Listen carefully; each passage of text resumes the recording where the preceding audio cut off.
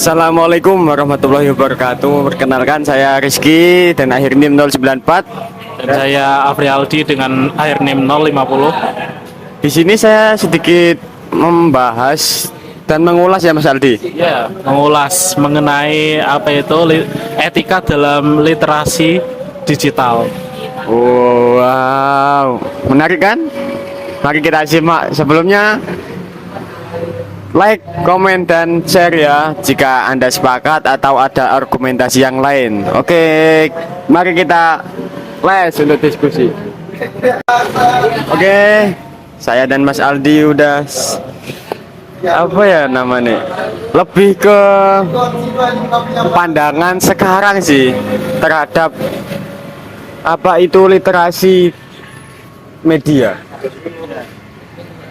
Jadi begini teman-teman, dalam literasi digital sekarang ini masih banyak sekali apa ya, orang-orang yang masih tidak mempertanggungjawabkan apa yang diposting dalam sosial media.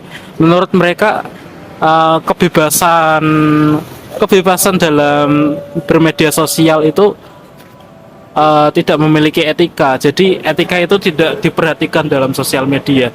Jadi ini masih jadi PR ya buat generasi sekarang ini, yang terutama untuk gen zilenial atau gen Z ini yang masih tidak peduli apa itu etika dalam sosial media, dan bodoh amat apa yang akan terjadi.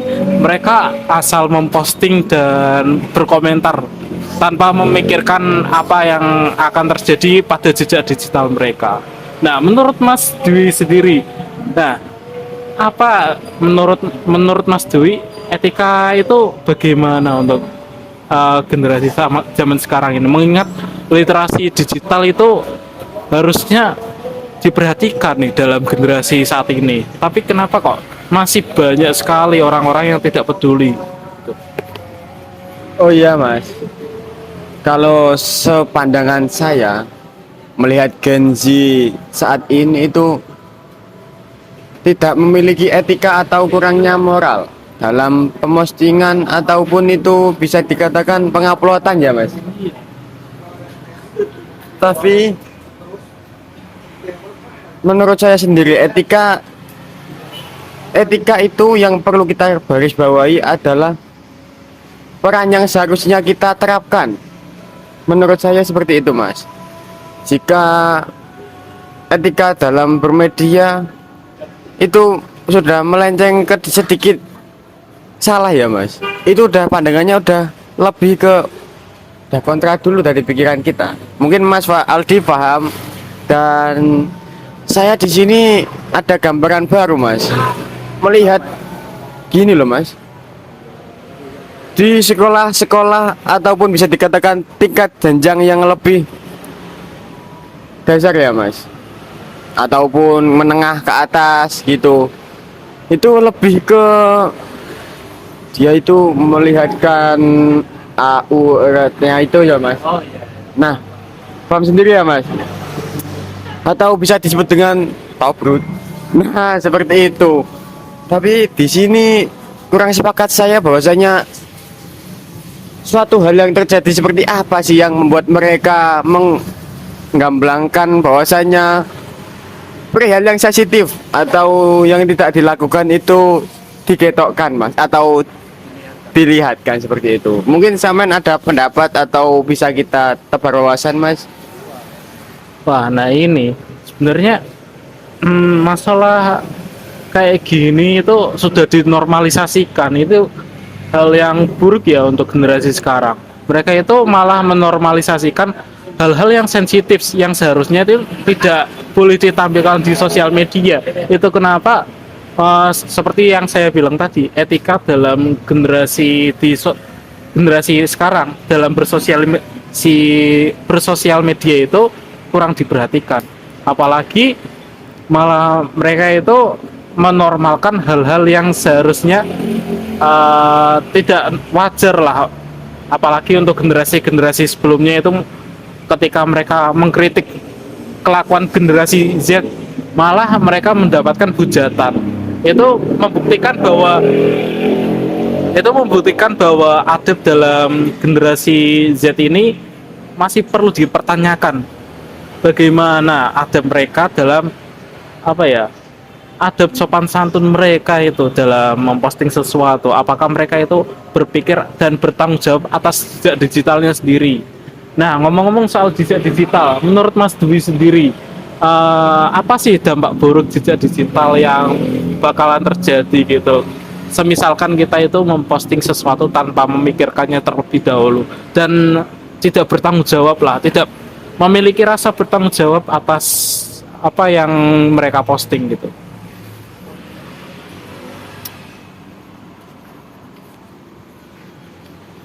Seperti ini Mas Aldi.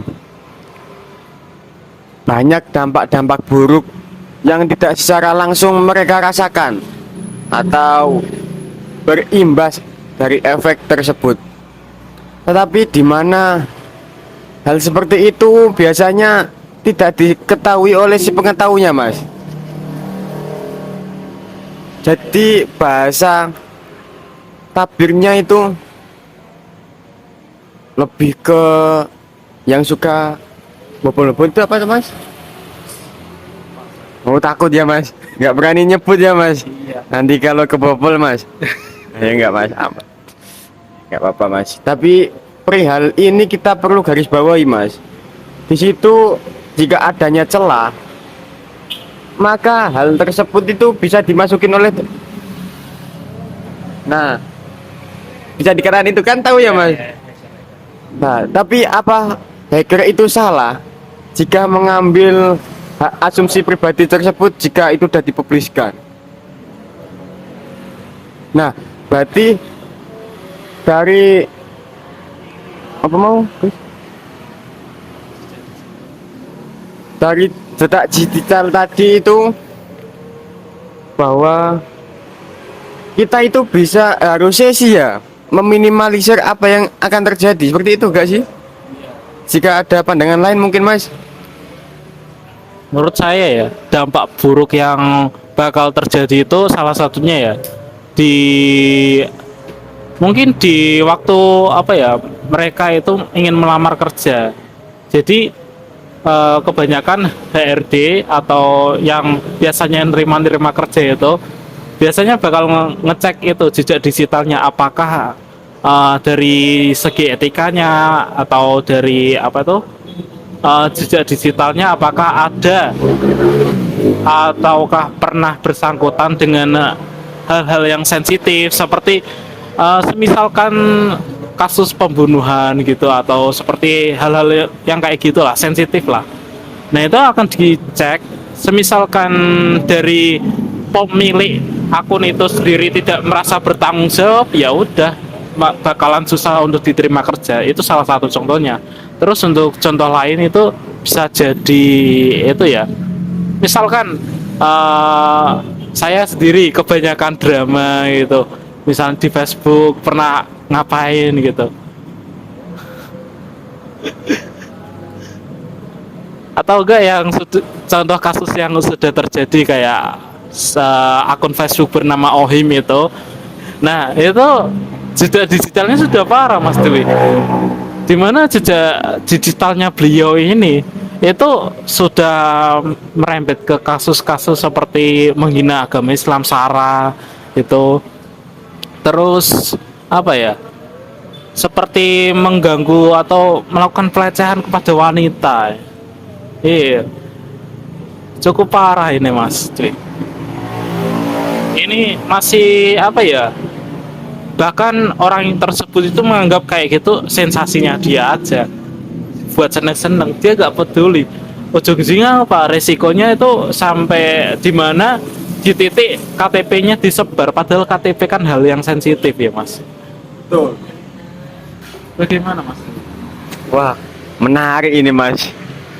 Bahwasanya, aduh, gimana ya nyebutnya ya, Mas?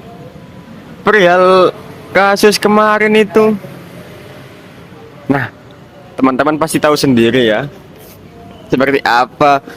Toh mungkin saya mengungkapkannya itu lebih ke, aduh, males sih, Mas, gitu. Tapi yang perlu digarisbawahi di sini itu untuk adanya meminimalisir hal tersebut bisa terjadi, lebih ke kita menjaga privasi kita sih ya.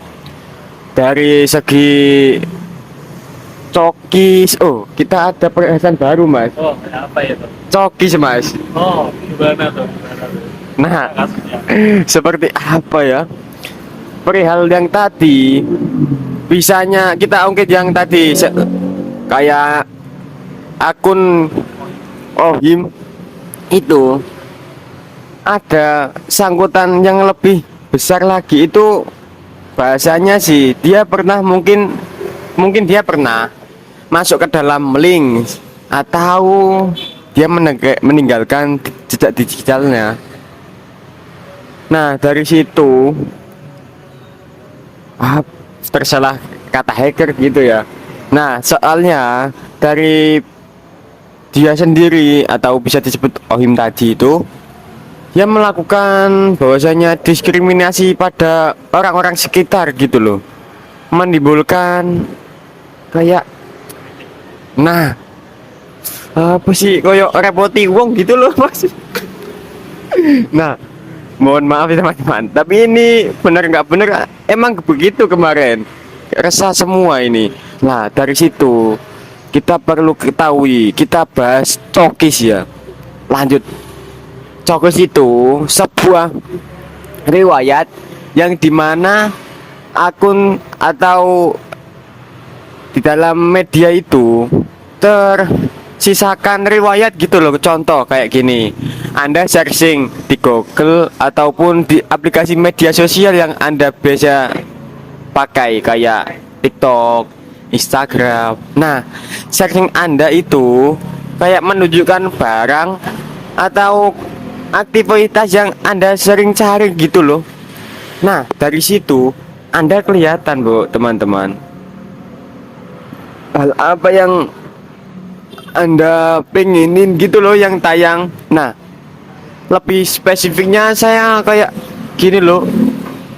Ini perangkat lunak yang dimana itu udah disetel dari pabriknya atau dari pusatnya. Kalau contoh saya pengen motor, nah di situ keluarnya motor-motor terus teman-teman. Kalau masih belum paham atau lebih detail lagi, Mas Aldi lebih tahu pastinya. Dan udah tidak sabar lagi nih Mas Aldi mengungkapkan argumentasi ya. Anda tahu sekali ya tentang saya. Oke teman-teman. Jadi di sini saya akan memperjelas maksud Mas Dwi ya. Mungkin maksud Mas Dwi gini. Fitur cookies yang ada di perangkat-perangkat seperti Google Chrome, Google atau Instagram atau media sosial lain itu biasanya akan di setel sebagai fitur default atau fitur dasarnya dari developer. Nah, fungsinya itu untuk developer itu mengetahui apa yang teman-teman inginkan gitu loh. Misalkan teman-teman pengen punya motor nih, ya nanti iklan-iklan yang ada di Google atau di sosial media itu bakal muncul di bakal muncul di iklan-iklannya gitu loh.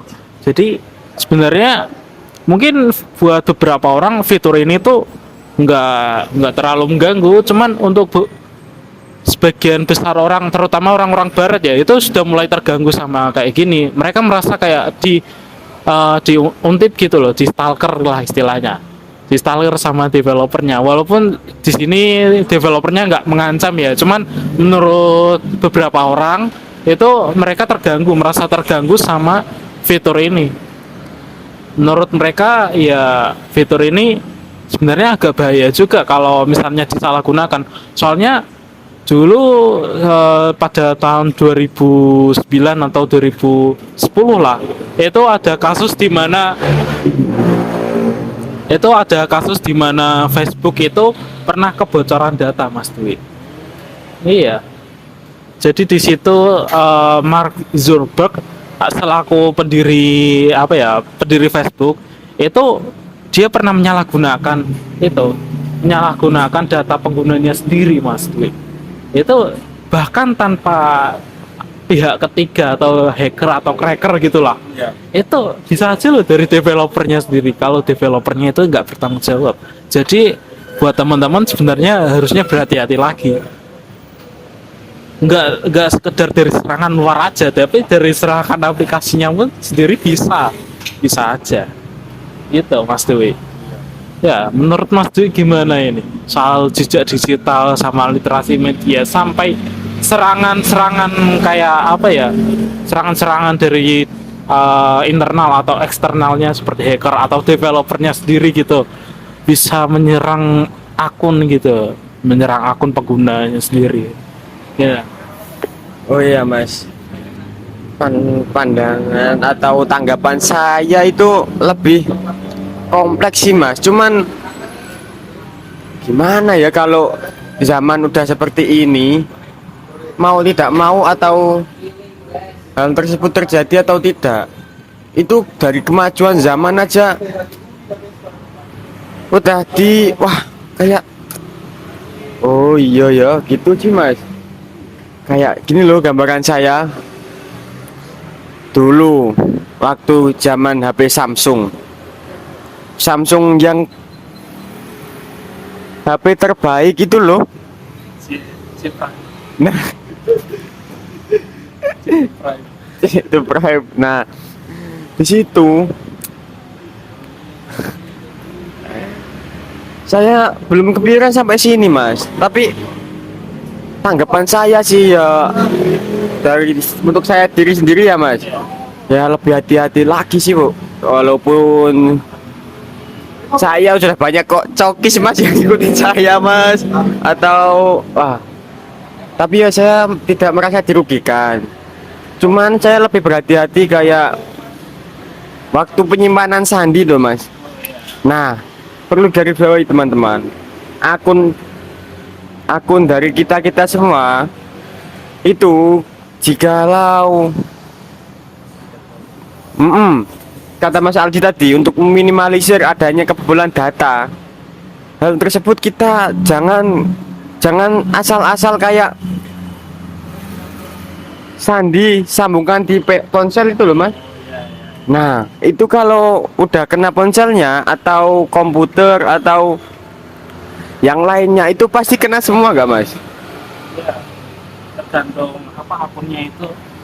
Ya sebenarnya tergantung akunnya itu terhubung ke perangkat-perangkat itu atau enggak. Sebenarnya kalau akun itu terhubung ke akun lain itu sebenarnya bisa loh ngirim virus gitu loh. Jadi walaupun satu HP ini kena virus, kalau akunnya terhubung di akun lain bisa aja dicariin. Oh perangkatnya enggak ini doang, ternyata ada di misalnya HP saya ini Poco HP Cina ya. Terus saya hubungkan ke HP saya satunya lagi. Nah, itu sebenarnya bisa aja dilacak, terus dicari tahu informasinya. Itu. Jadi kalau ditanya apa mengganggu atau enggaknya, ya sebenarnya lebih ke bahaya sih. Jadi buat teman-teman untuk apa ya? Buat teman-teman untuk misalnya lebih berhati-hatilah untuk misalnya menjaga akunnya gitu. Jangan asal klik link atau mengunjungi situs yang sudah jelas dikasih tahu oleh Google Chrome itu. Situs ini berbahaya, jangan dikunjungin teman-teman. Serius, itu bisa aja apa ya? Kayak kasus ransomware gitu loh. Ya, buat teman-teman yang tahu-tahu aja lah kasus ransomware itu apa maksudnya. Wah, gimana teman-teman? Menarik bukan? Atau lebih membahas pandangan baru untuk kita menggunakan sosial media ya teman-teman. Tanpa disadari atau saya merasakan, Mas, ini aman nggak Mas ya?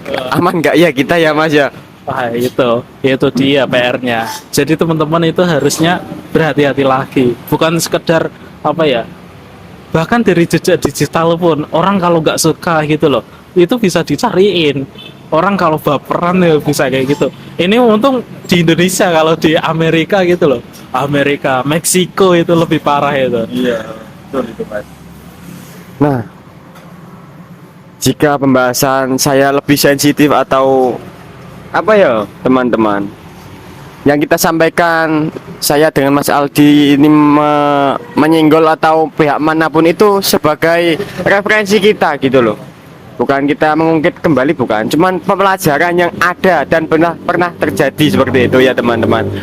Bisa kita cukupkan atau ada seremoni lagi Mas? Sudah cukup. Sudah cukup klimaks Mas. Oh ya, sudah cukup 5. Ya Allah. Ini bahasanya agak keluar konteks ya, jejak digital sampai ke hacker gitu. Walaupun sebenarnya konteksnya masih nyambung aja. Dan saya juga minta maaf juga kalau misalnya kami ini masih kurang wawasan atau masih ada yang salah, karena ya ini saja yang wawasan yang kami punya, jadi seomong kami aja. Iya. Apalagi kalau kita lebih dikritiskan itu udah masuk ya Mas. Oh iya, jelas. Oke teman-teman, jika ada pendapat lain tulis di kolom komentar ya. Dari saya Muhammad Rizky pamit undur diri, dan Mas Aldi apa Mas? Nah, pamer undur diri dari kami. Wassalamualaikum warahmatullahi wabarakatuh.